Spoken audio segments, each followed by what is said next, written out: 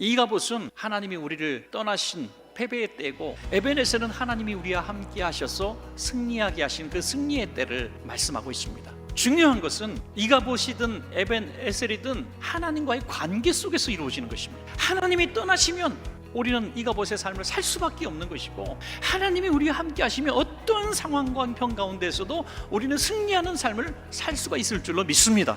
그래서 우린 첫 번째로 먼저 생각할 것은 이가봇의 때를 부른 엘리 제사장에 대해서 먼저 생각해 보도록 하겠습니다. 아론의 쌍난 지팡이가 있었고, 매일같이 주셨던 만나를 담은 항아리가 있었고, 하나님이 직접 주신 십계명 돌판이 있었습니다. 하나님이 함께 하시는 그 증거물들이죠. 그러니 이제 엘리가 생각하기를, 내 두 아들 제사장들 이 법궤를 메고 전쟁에 나가면 하나님께서 도와주셔서 승리할 것이다, 이런 막연한 믿음을 가졌다는 것이죠. 잘못된 믿음, 꺼져가는 촛불 같은 내 심령이 되었다면 열심히 기도한다고, 열심히 찬송 부르고, 열심히 봉사한다고 이 문제 해결되는 것이 아닙니다. 하나님의 영이 다시 우리와 함께하지 않으면 우리는 절대로 회복될 수가 없는 것입니다. 여러분, 하나님 없는 신앙생활, 열정, 헌신이 무슨 의미가 있습니까? 그들이 이렇게 망하고 하나님의 영광이 떠난 이유는 분명합니다. 그것은 그들의 죄 때문입니다. 죄 때문에. 우리는 절대로 이가봇의 때를 부르지 않는 우리 성도님들 되시기를 축복합니다, 여러분.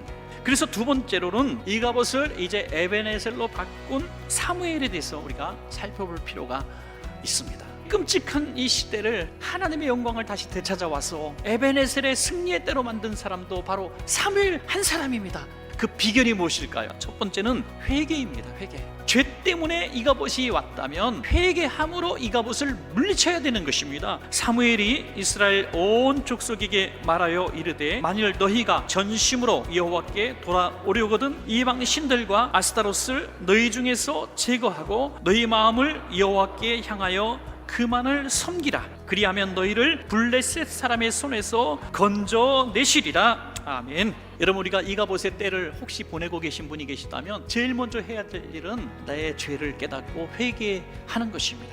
기도할 때마다 하나님, 나는 죄인입니다, 예수님 제3의 은총이 필요합니다라고 주님 앞에 나오는 우리 성도님들이 되어질 때 우리의 평생 동안 성령님이 우리를 떠나지 않게 될 줄로 믿습니다. 여러분, 두 번째는 예배입니다. 예배. 이스라엘 자손이 사무엘에게 이르되, 당신은 우리를 위하여 우리 하나님 여호와께 쉬지 말고 부르짖어 우리를 블레셋 사람들의 손에서 구원하시게 하소서 하니, 사무엘이 젖먹는 어린 양 하나를 가져다가 온전한 번제를 여호와께 드리고 이스라엘을 위하여 여호와께 부르짖음에 여호와께서 응답하셨더라. 예배는 내가 죽고 하나님이 사시는 것이 예배입니다. 여러분, 예배는 내 마음의 변화, 삶의 변화를 주실 수 있는 힘이 있습니다. 예배는 의식과 그냥 주일날이니까 한번 치르고 가는 시간이 아니라, 예배는 이가봇을 에벤에셀로 바꾸는 능력의 시간입니다.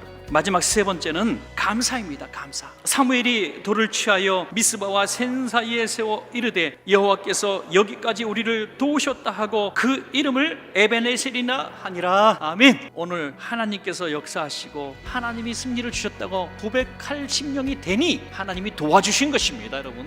그래서 여러분 꼭 기억하십시오. 복 받았기 때문에 감사하는 게 아니라 감사하는 사람에게 복을 주십니다. 나 한 사람으로 인해서 우리 공동체에 이가봇이 올 수도 있고 에벤에셀도 올 수 있다는 사실을 말입니다. 주님 앞에서는 그런 순간까지 이가봇을 부르는 지도자가 아니라 에벤에셀의 영광을 부르시는 복된 지도자 되시기를 주님의 이름으로 축원합니다.